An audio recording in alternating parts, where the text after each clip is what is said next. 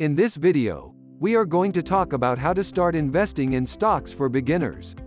So before starting, please like this video and subscribe to this channel for our future updates. Investing allows you to put money aside while you are busy with life and have it work for you so you can reap the benefits later.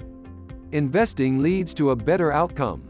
Legendary investor Warren Buffett defines investing as the act of putting money aside now in order to receive more money later. Investing is the process of putting money to work in order to expand it over time. Assume you have $1,000 saved and are ready to start investing. Maybe you only have $10 extra per week and want to start investing. This article will show you how to become an investor and optimize your earnings while minimizing your costs. What kind of investor are you? Before investing, you must ask yourself, what kind of investor am I? Online brokers like Charles Schwab and Fidelity will ask you about your investment goals and risk tolerance when you register an account. Others like to set it and forget it. You can invest in stocks, bonds, ETFs, index funds and mutual funds using typical online brokers like the two above. Discount brokers used to be rare but are now common. Many discount internet brokers also offer a set it and forget it robo-advisory service.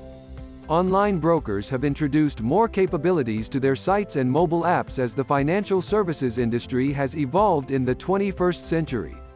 While there are certain bargain brokers that do not require a minimum deposit, there may be other restrictions and fees associated with non-deposit accounts. If you wish to invest in stocks, you need consider this. Robo-advisors. Following the financial crisis of 2008, a new type of investment advisor emerged, the robo-advisor. Betterment's John Stein and Eli Broverman are widely acknowledged as the pioneers in the field.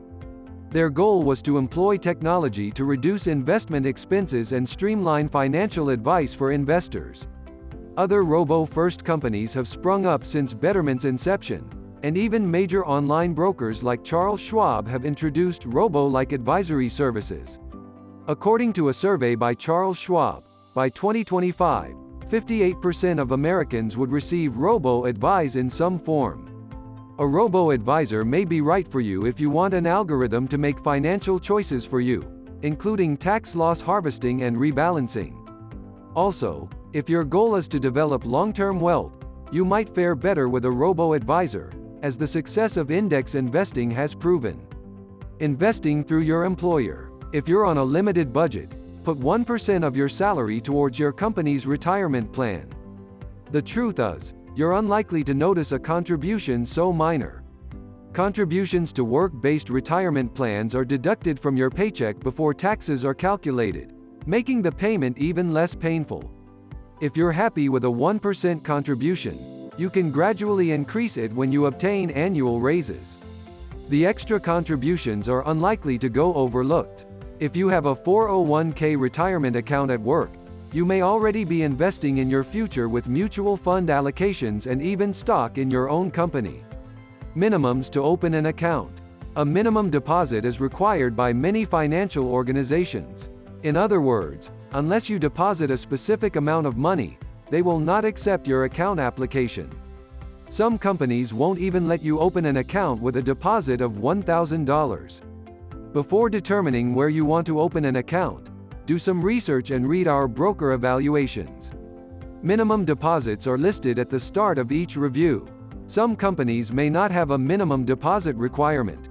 Others will frequently cut costs, such as trading and account administration fees, if your balance exceeds a specific threshold.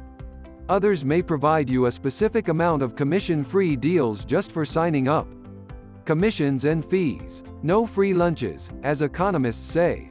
Aside from the fact that ETFs allow everyone with a simple brokerage account to invest in index funds, all brokers must make money from their consumers.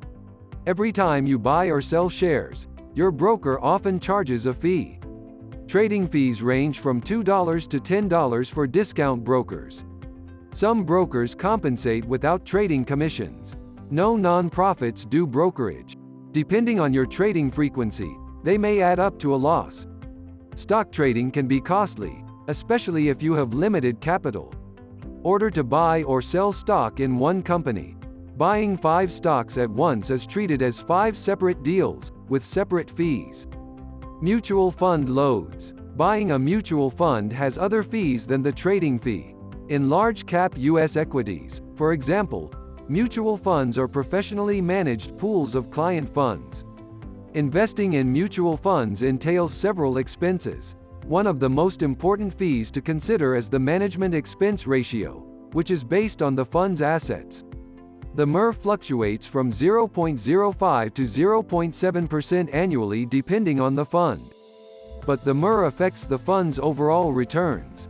Compared to stock commissions, mutual fund fees actually benefit new investors, because the costs are the same no matter how much you invest. So, as long as you meet the account minimum, you can invest $50 or $100 per month in a mutual fund. Dollar cost averaging is an excellent approach to start investing. What do you think of our video? Let me know in the comment section below. If you enjoy this video and want to hear from me again, be sure to hit that subscribe button before you go. Thanks for watching.